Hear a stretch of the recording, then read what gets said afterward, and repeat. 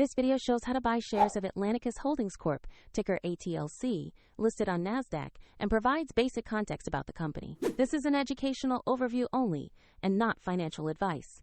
You must use a broker to buy shares. We will use eToro as an example to demonstrate the steps. After registering, you will need to verify your account with an ID and add funds before making a purchase. Use the platform search and type the ticker ATLC to find Atlanticus Holdings Corp. Make sure you select the correct NASDAQ listing from the results. Open the Atlanticus stock page to review basic company information and the price chart. Confirm the company name and ATLC ticker so you are on the correct asset page. Tap or click Buy or Trade, enter the amount you want to invest, then review the order details and confirm the purchase.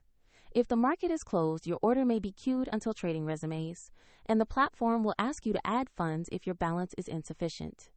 After the order executes, your position will appear in your portfolio for monitoring. Check the description for a link to eToro if you want to follow the same steps shown here.